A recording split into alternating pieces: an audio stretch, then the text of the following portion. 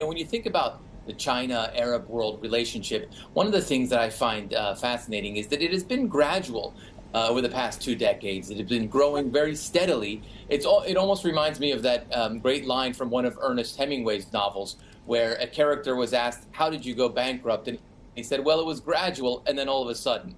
So gradually, we saw trade begin to rise. We saw investment flows. We saw capital flows, technology flows. And now what we're seeing over the past several years is what I call heads of state flows. Very senior officials visiting China at the head of state level, Chinese head of state visiting several of the countries in this region.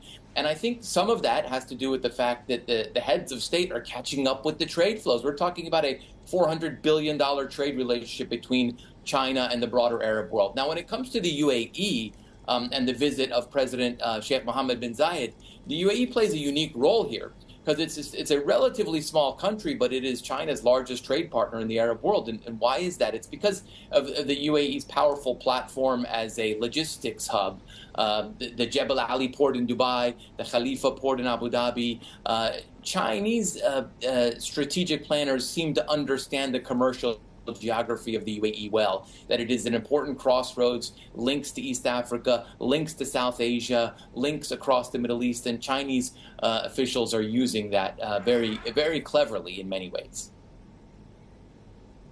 Absolutely. And another big piece of news we saw this week was this new economic partnership being announced by South Korea and the UAE. What's the impact and the areas where we can expect to see cooperation deepen moving forward?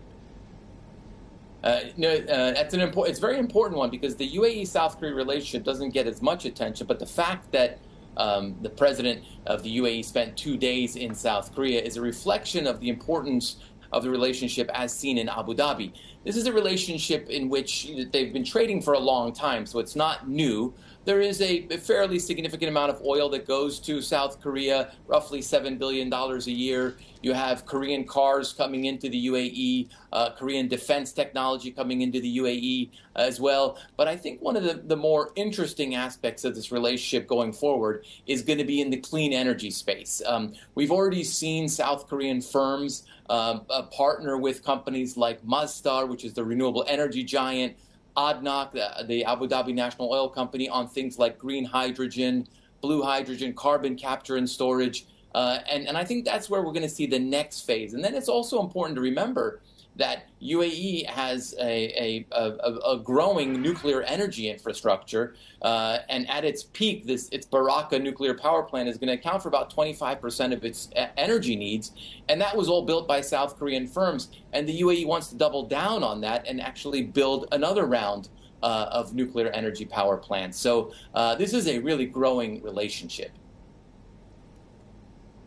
Afshin, what's also interesting to me, when you take a step back and look at Asian engagement in the Middle East, it's pretty clear that, at least when it comes to the US-China relationship, the Middle East has become somewhat of a battleground in that war of competition. So how do you see this evolving into the future? Because if you use the UAE as an example, this country has said, well, when it comes to technology, our relationship is firmly with the United States, but it seems open to cooperation with China in other areas. So what's next in that strategic competition landscape moving forward?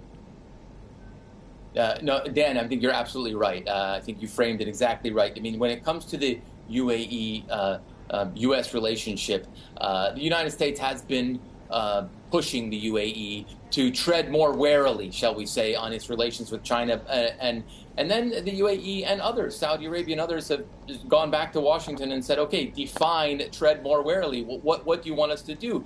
And the United States has kind of drawn the line around advanced technologies like artificial intelligence, drawn the line around significant defense cooperation. And so the UAE has heeded that call. UAE is very much on Team USA when it comes to advanced technologies like artificial intelligence. There's a very prominent company here in the UAE called G42, a very innovative artificial intelligence company. They've announced recently that they're going to divest from China as a result of some of this pressure, and just to send a signal to U.S. companies that they want to do business with them. Microsoft announced a $1.5 billion investment in G42. And what's interesting about that investment is they're also viewing the UAE and G42 as kind of a platform to do business in other parts of the world. They're beginning to see the UAE as this bridge to the broader emerging world. And so certainly the U.S.-China competition, which has been heating up everywhere on advanced tech and some defense areas of cooperation, the UAE has heeded the call of the United States.